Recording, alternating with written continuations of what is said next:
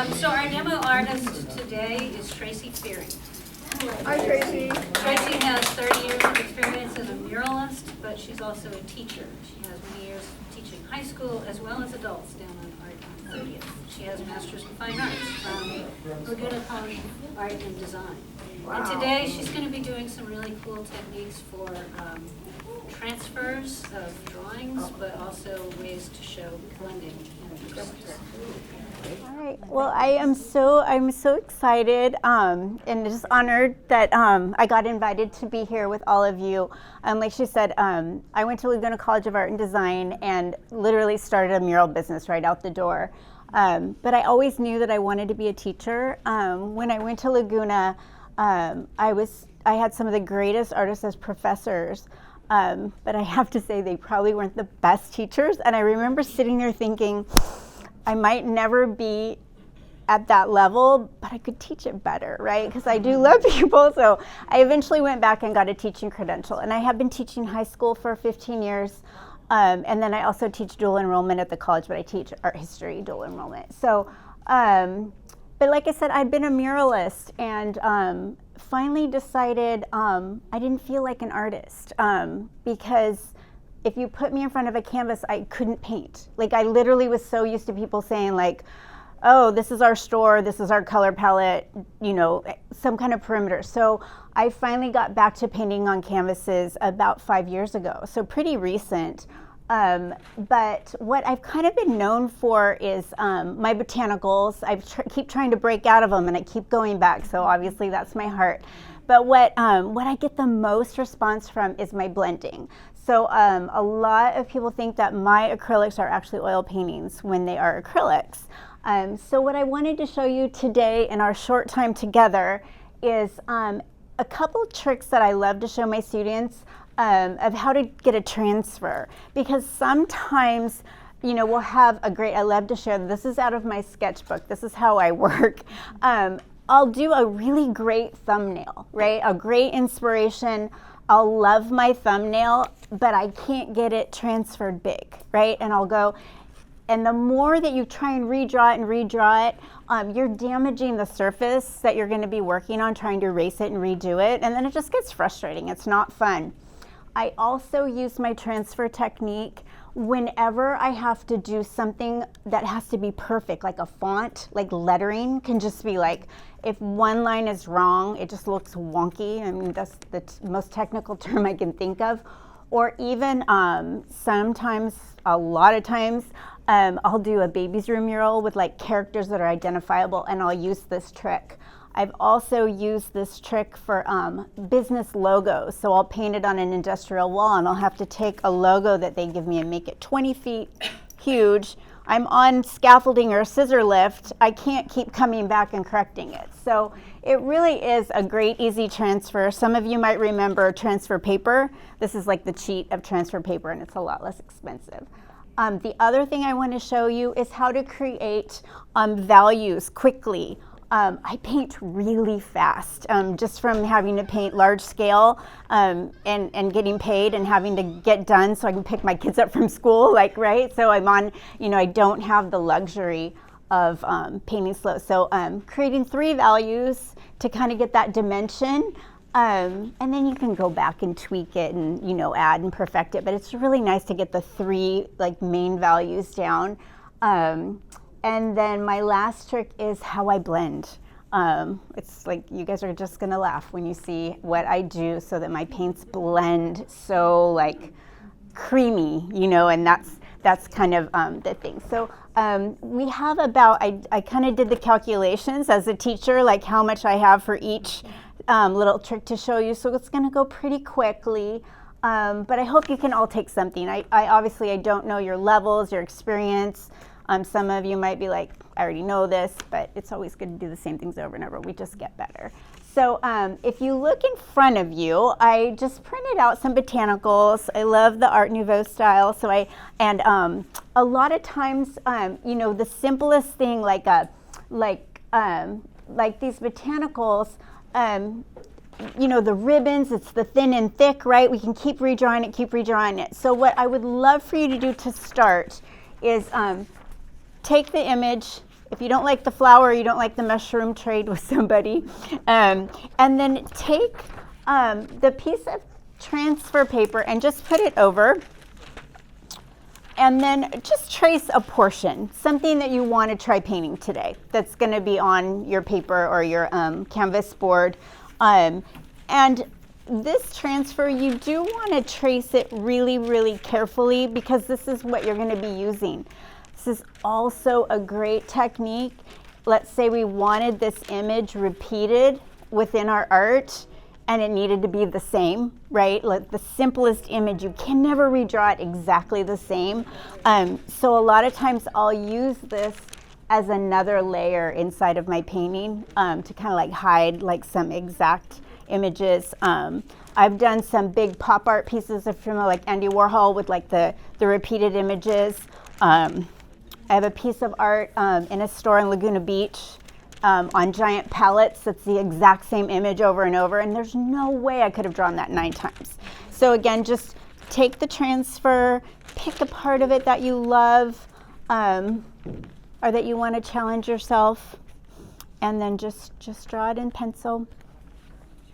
And I'll give you... Is that done on special paper? No, this is off my copier. Oh, okay. This is off my copier. I have been known to take one of my thumbnails, this one. So this is actually, I love sharing this with people because this is just what a hot mess I am to create my art. This is my idea. And then I have literally walked into like a Kinko's or something that has that architectural, they print out the blueprints and said, I need this 10 by 10. And then I get a great big copy, and then I will do the same technique to get it 10 by 10, which is great because, I mean, I could probably redraw that over and over, but it's also a time saver. And I'm not the most patient person. I want to get to the painting, you know, so it's just a great trick. It's great for my high schoolers because they get discouraged very easily, and I want them to feel successful. So I think it's just like a great little technique to do. So, I'll give you a couple minutes. If I could sing, I would sing to you, but I won't do that. But yeah. All right, my friends. So once you have your image down, so let me just show you. This is where sometimes it's easy to get mixed up. So I'll put I'll just do the letter R so we can see. Okay. So on the front I have an R. Okay. You want to flip it over. And then you just want to take your chalk pastel. This works with a really nice soft graphite pencil too, but I love the chalk pastel. When I'm actually doing this on my art though, I will choose a pastel that's going to work with whatever paint palette I want to do because sometimes there'll be a little bit of the chalk that pops through. I just think it adds interest. But so you're going to flip it over so you can see my R is backwards. And then you're just going to take your pastel and you are going to just lay down heavily. Messy. I'm going to ruin their nice clean canvas. And so the chalk pastel goes on the back of the transfer. On the back. Otherwise your image will be reversed, which is okay too. But if you don't want, if it's a font, you definitely don't want it to be backwards, right? Okay.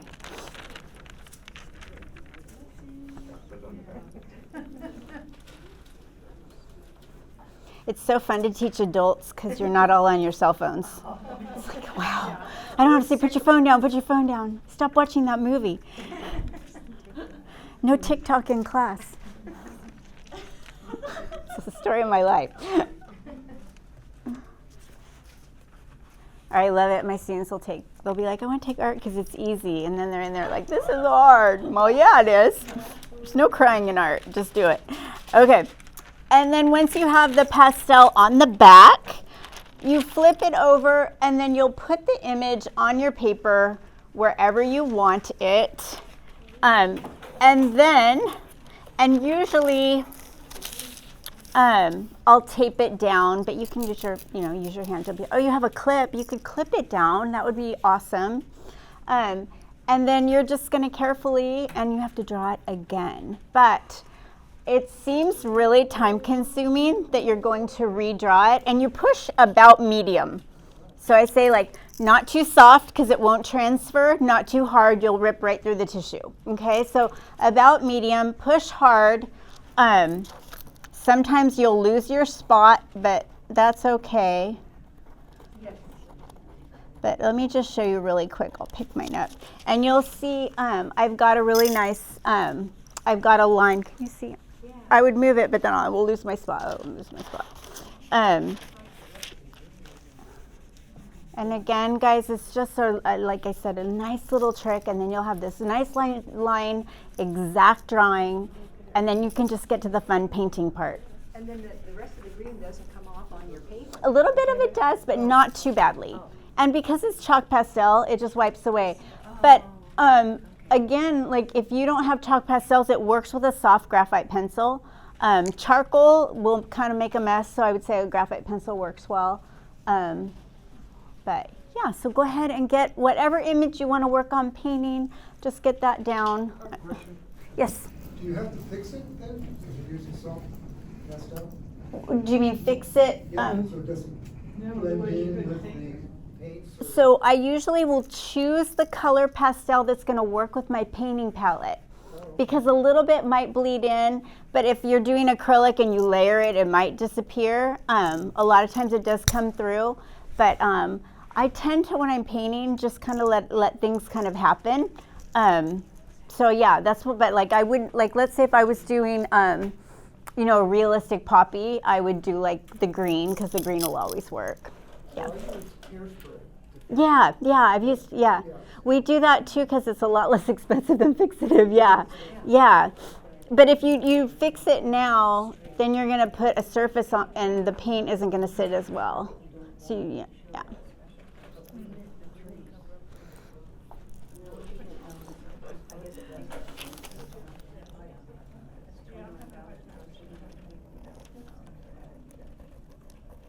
Okay, mine's not going to be very pretty because I'm going fast because I don't want you to get bored, so no judging.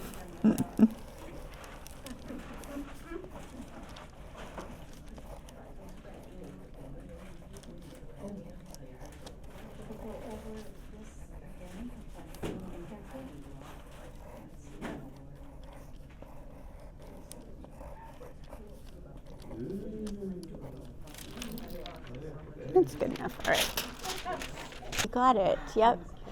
So if you have the pastel onto your whatever surface you're going to paint on, sometimes my students will like to if they want it exact, they'll lightly go over the pastel with pencil. I don't think you need to do that, but some of them they like it that way. But I just, like I said, I like to get to the painting part. And now I have like a really good, you know, kind of outline of what I'm going to do. So yeah, start thinking about your color palette. Are there different kinds of transfer paper? Did you already say that? It's just tissue paper. It's just a nice, thin, inexpensive tissue paper. Tracing paper. Tracing paper. Tracing paper. It comes Yeah. in a thing like wax paper. Or like a tablet. Or a tablet. Oh. And then it comes really, really big. Yeah. But you know, when I was saying that if I had to do, let's say I needed to do something, you know, like 10 by 10, and 10 by 10 feet? and I go to Kinko's and I have them print it on that blueprint. It's just going to be on their printer paper, right? And it's going to be in pieces. So I would tape it together, and then I would chalk with sidewalk chalk the back of the really big, and do the same technique to get it big. So there, you can all steal my mural business from me right there. To get it big, yeah. So I go to Kinko's and I have them put it on the blueprint printer. But it comes out in strips because it's still not going to be like as big as I need it. And then I have to I'll tape it together, and the same idea. If I had a screen, I could show you.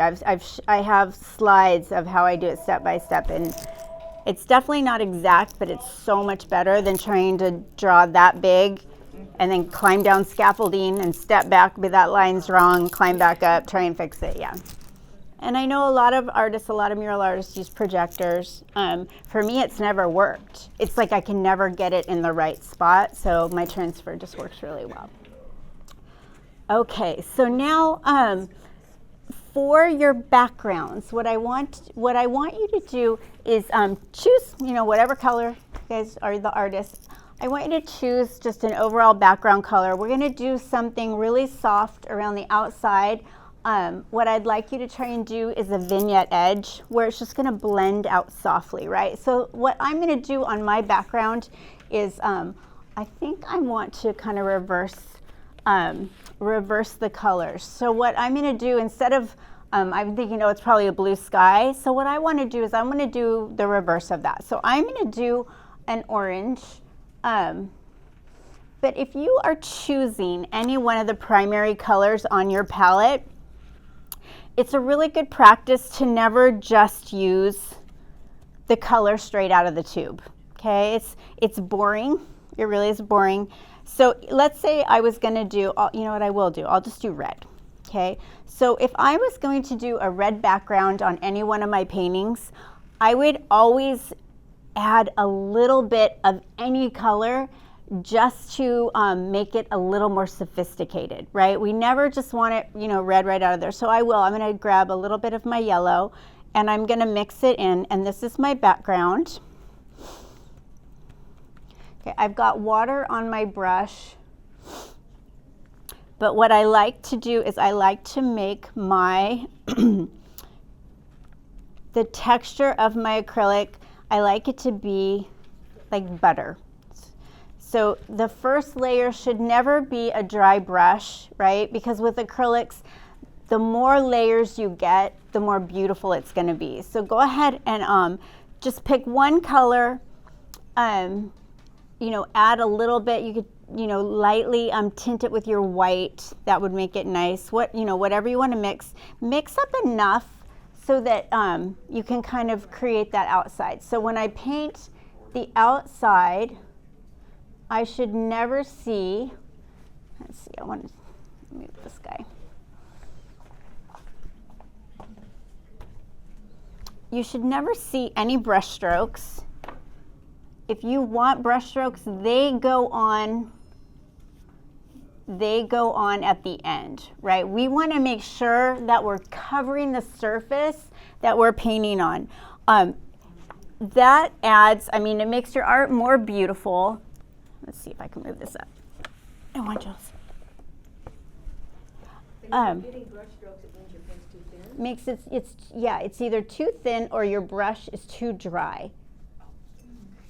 So I've got a little bit here, but I'm going to keep going over it until it's gone, and I am going to layer. If you can see the surface that you're painting on, it devalues your art, right? So whether you're going to sell your art or you're going to gift your art, you don't want to see or put it in a show. So what I'm going to do is I'm not going to have, so when I mean a vignette edge, I'm going to blend it out. Okay. The reason that I like to do my background first is now when I go and I paint my image, I don't have to, I can kind of go over that background and it's going to make my image pop out. If I painted my flower first and I'm trying to tuck my background around it, I'm gonna end up changing the shape a little bit.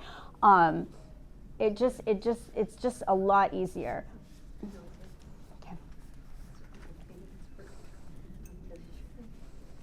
Can you do a transfer over the background? Absolutely.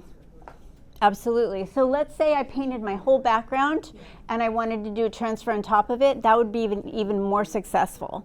Yeah, because you'd have one. Yeah, absolutely. Sometimes I will have a finished painting that feels like there's just an area that needs something. I'll pop in a few little repeated images and kind of hide them in there to add interest. Okay, the other thing is, and I always paint with either a rag or paper towels with me. It's just the best habit to get into because we want to tend to just plop our paintbrush right in our water. But you want to wipe your pigment off your brush so that you're getting almost everything off. I'll wipe it on my clothes. And then I don't have to change my water all the time. Because I am kind of lazy like that. Like I just want to stay with the painting. Because once I'm in the zone, every time I have to stop, like it just ruins it for me. So yeah, just.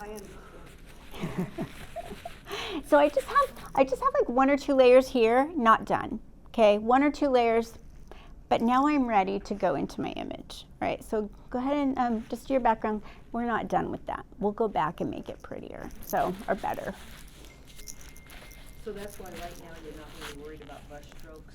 Not really. I just want to make sure that I've got it covered, and just I don't want it to look like that. Oh, yeah. So if you were doing watercolor transfer, I would, after I transferred the chalk pastel, I would draw it in pencil lightly, and then I would brush away as much dust as possible so that it doesn't get in your watercolor, so it still stays translucent. Yeah. Yeah, your backgrounds look lovely. Okay, so for my flower, I just want to keep things exciting. I'm going to paint my flower green. Okay, so right now we're going to go on to easy value. Okay, so I want my flower to be dimensional. Okay, and we could go forever, the highlights and the shadows and all of that. But I'm going to paint my flower green just to keep life exciting. If you all, obviously you're going to have to mix green. I'm cheating a little. I have a green here. Going to rinse. Do you make sure that your background is completely dry before Nope. you start? Oh, I have no patience for that. you don't Yeah. worry about it Yeah. mixing a little? I know we were talking about oil painting, and that's why I like acrylic because it dries, and then there's an oil. You're an oilist. She says she has several paintings going on. I'm like, I need to do that. I can do this one's drying. Go to this one, but yeah. I do have a blow dryer in my studio, so sometimes I'll be like, but yeah. Okay, so my green flower. What you want to do to get like really quick dimension down, right? We want it to have that dimension, right? So inside my flower is going to be a little darker where the shadows are. I'm going to take one color. Okay, I'm going to take this beautiful green. I'm going to mix it so it's like butter. So my brush was a little bit wet, but I want it like butter. So I don't want it straight out of the tube. I don't want it too watery. The water that was on my brush is just perfect. And then I'm going to go in and I am going to put down, this is like what I call my mid-tone. It's my middle color. And I'm kind of staying away from my lines. Guys, and I am using too big of a brush for this, but just because I want you to see what I'm doing. But it's definitely not going to be the prettiest. But, so I've got my middle color down.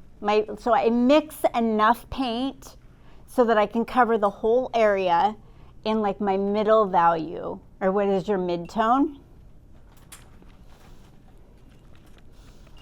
So I like to think of it like the color. If the flower was green, right, we think that it's going to be this one color, but we know it's going to have shadows and highlights, but like the whole thing's going to be this one color. And so I go ahead and do that. I stay away from my lines so I know where to keep my shapes.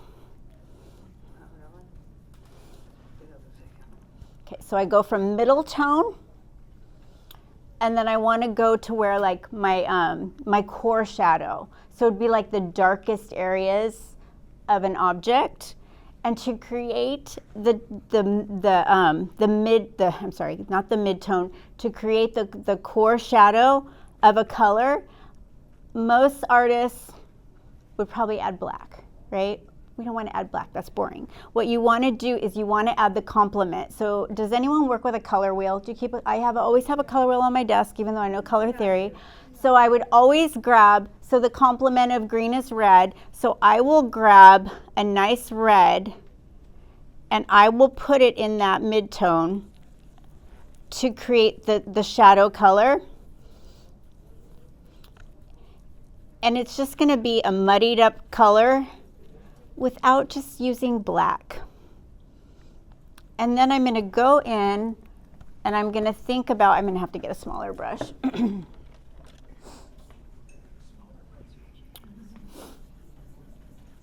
I should have drawn a great big poppy for you all. I'm so sorry. And now where the areas that I want to be dark, which are usually going to be, you know, in the center of this flower. I need more paint. I'm going to go in and I'm going to add those dark areas where like if I'm thinking about my flower, if I'm looking at reference, I know those are the dark areas.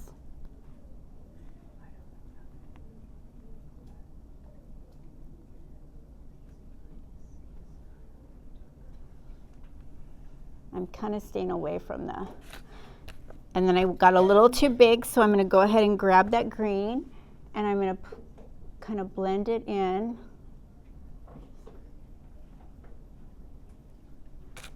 And so you'll have you just have two values down. So you have your middle tone and then you have a nice core shadow color down. Okay, it's not too dark. I need more green. Now you're working quickly so that you can blend? Are you concerned about that? No, no, it's still wet enough. Yeah. Okay. Yeah. I would say if it was big, it'd probably be drying. But I haven't gotten to the trick of blending, so we'll be okay.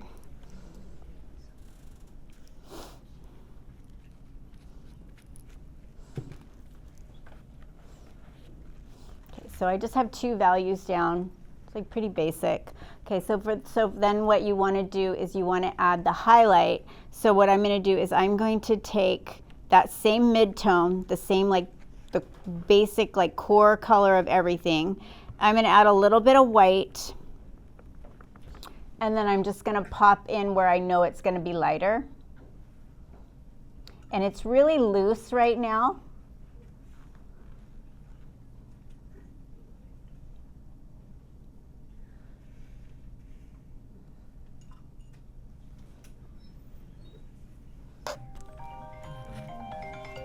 Sorry, guys. Okay, I meant to turn my ringer off. So you can kind of blend those three in, and you'll have dimension. Like, so I have a really good sense of my value and my shape in three, with literally like 3 tones down, right? So we know there's an infinite amount of value changes, but now I have a really good shape. So I've got this to work with. So I can go back in and, you know, get that fine detail. You know, I can really pop up these highlights. I could probably, you know, do a little yellow, but right now I have that really great basic shape. And what did that take me? Like 30 seconds, 40 seconds, right? So I've got this nice shape down with 3 values. So I love to teach my students, if you can do those 3 values, you'll get that form down and then you take it from there, okay? A lot of times if you're working from like a photo reference, you get so overwhelmed with all of the highlights and the details and you want to start putting that in. Don't put that in till the end, right? So get this basic down and then boom, you're good, okay? So go ahead, keep painting. I'm going to do my leaf. I think I'm going to do my leaf blue just to keep things exciting. I'll do a variation of the blue using the same technique. And then once we have all this down, I'm going to show you how to get it to all blend like that melted buttery beautifulness. All right, so let's keep painting. I feel like we need background music. All right. So again, I'm going to mix my blue. I'm not going to take this blue right out of the thing. I probably shouldn't turn this. All right, so I've got my blue. It's nice and buttery, but I can't just use it plain blue, right? So I'm going to mix a little bit of that green in there. Looks like you prefer golden paints. I love golden paints, yeah. When Joann's was going out of business, I was in there. Yeah. Everything was a really good discount except the golden. It was just a little bit, but I still took advantage. Yeah. And so I teach AP Studio art to my artists, my student artists that, you know, want to go to art school. So I don't know if you're familiar with AP. AP is like high level. So AP Studio art is, I mean, it's such an excellent class. But my students like really push themselves, and it's great. And so I get to order their supplies for them, and even my beginning artists, I order like the best of the best, because especially when you're learning, like trying to struggle with a product that is like not as good, like it's that much harder. So I feel like they all just deserve like the very best. So I'm putting my mid-tone down for my stem.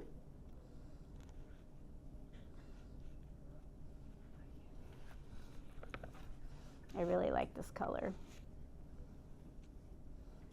And I'm not following my lines anymore. I'm just going to paint.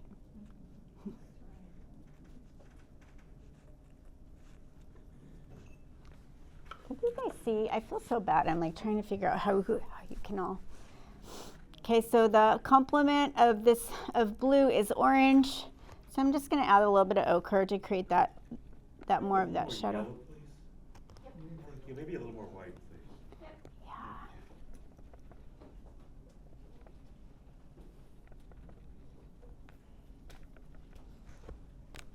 And who is that? Yeah, thank you. Anybody else? White. Yeah. You can put anything on mine as you want. I just go for it. That's the only white we have. Yeah. Yellow? Yellow and white, please.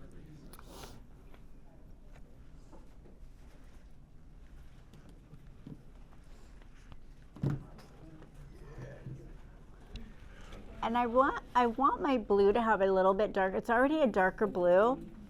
So what I'm going to do is I'm going to add a really dark brown rather than black for my shadow, because brown's kind of like orange.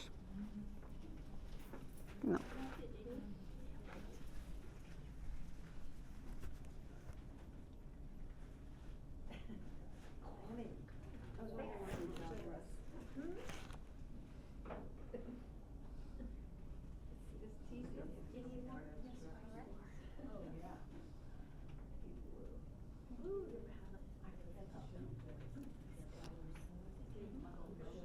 Does anyone know who Wayne Thiebaud is? Okay, my claim to fame is when I graduated from Laguna, he was the guest speaker at my graduation, and then he taught just like a class at Laguna, and we all got to take it, and so like that's like my like fan moment, like yeah. And he's so sweet. It was like the nicest man ever. Is he older? He passed away a couple years ago, but he was teaching up until like his 80s. Yeah. So and the reason I say that, I don't just say that because like, oh my gosh, is he's the one that I will never forget. If you look at Wayne Thiebaud's art, his shadows are never gray or brown or black. They're always like full of vibrant colors, but it makes sense. It's a really weird concept. Like he could have a very like pretty realistic piece of cake, and it has like lime green and hot pink shadows, and it still translates as a shadow, not as like this random pink and green like sitting on the surface. I don't know, he's just brilliant, absolutely brilliant. Okay. All right, so now I'm gonna add my third value on my leaves. So I'm taking that beautiful blue green that I had created, I'm adding some white so I can add a little dimension. I'm gonna pretend my light's coming in from here, so it's gonna hit here and here and here. Okay, right. I probably still need to do the middle. I want to change my middle, so I'm going to wipe my brush off, get all that pigment off.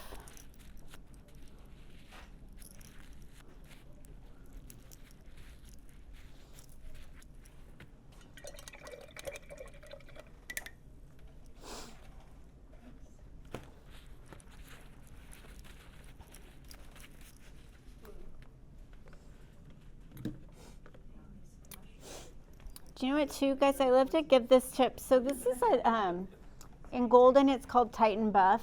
It's like a really warm white. It's my favorite white. It's the best, really, really. I use this for everything. I very rarely use like a traditional white. Yeah, Titan Buff. Titan Buff. Yeah, it's just a beautiful way to lighten. So I'm going to do that for my centers.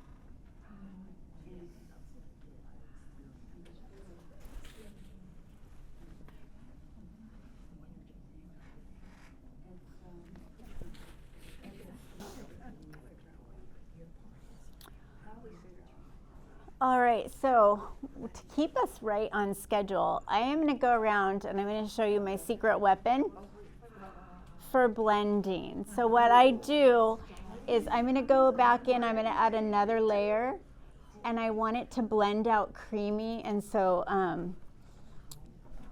when I want my colors to be, you know, this creamy transition here, it's Dawn soap. And I've tried other soaps. I don't know, Dawn soap is magic. I don't know what it is. But what it does for my acrylic is it slows down the drying time. And there's just, you don't want to do too much though, because you don't want it all soapy. So I just touch a little bit of Dawn soap, and it really helps, especially, I mean, with the little one, not as well, but it really, with these big transitions, and then you can just keep moving it and keep moving it until you get this nice like blended transition. So I'm going to put a little bit on everyone's palette. Go ahead and experiment with it in another area, and then I'll show you. And Dawn soap's also like, it's like the best for cleaning your brushes. That's the blue one, right? Yeah, I just.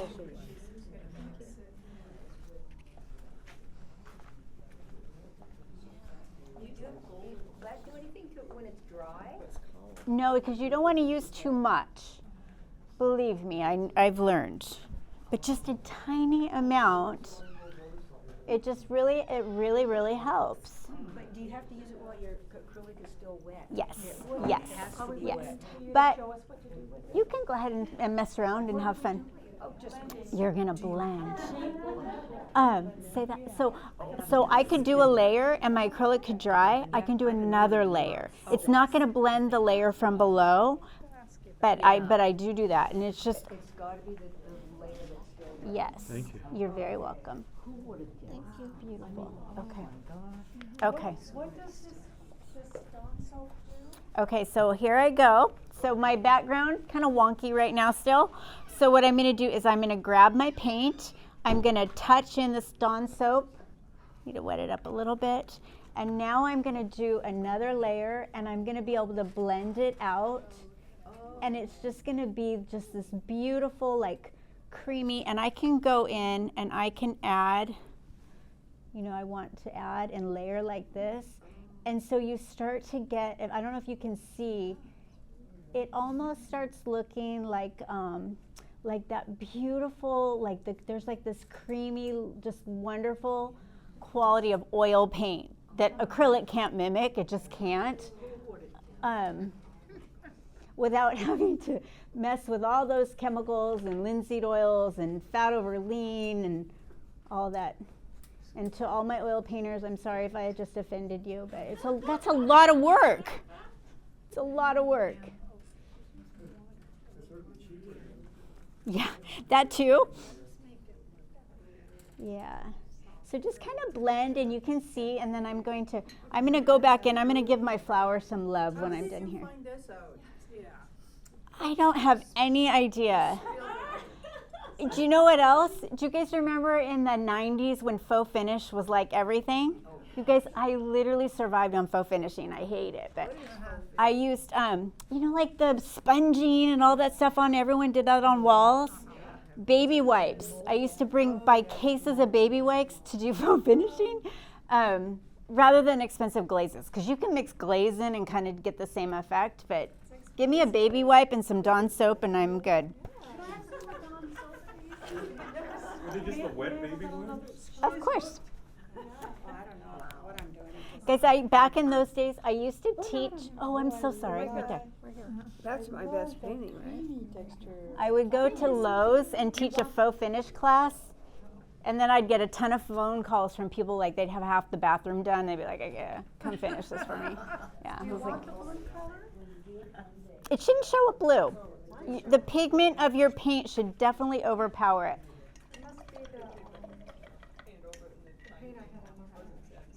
Maybe your paint has too much water? I think I started with color instead of clear soap. So my brush still has a little bit of the soap, and so I'm gonna go in, I'm gonna blend out my my petals a little more.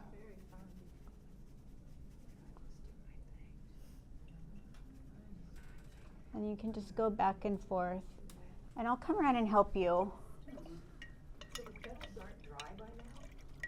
Yeah, the bottom layer is definitely dry. I just literally put another little layer over. Yeah. I'm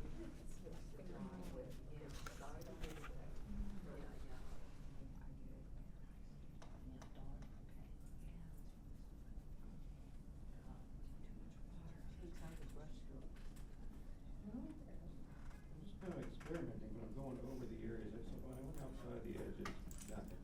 If you go over the areas, I had to use some more water. I just kind of came in and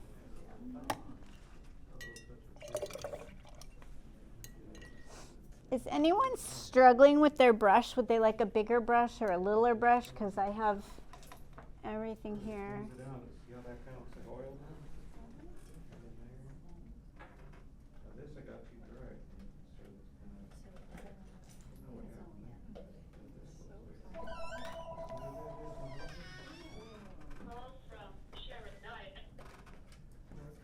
If you go outside of where you did before. Just a few more brushes. I have a bunch too. I'm more than happy to share. It looks like everybody's happy.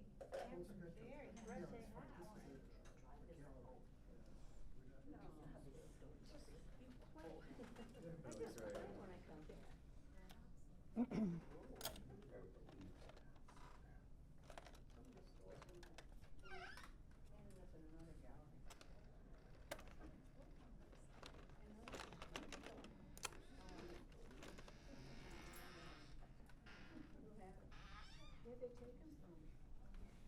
They got them out of my folder or something. And they sold them too. That's how I got into Jackson Hole. Wyoming. Were you there and you saw it or someone took a picture? No, they stole my actual painting. What? Tried to sell it, yeah. And then all the guys I dated, if I gave them a painting when I was dating them, they're starting to show up. Pass away. Oh, yes, well, I'm in 4 more galleries. It's funny. No, it's not so bad.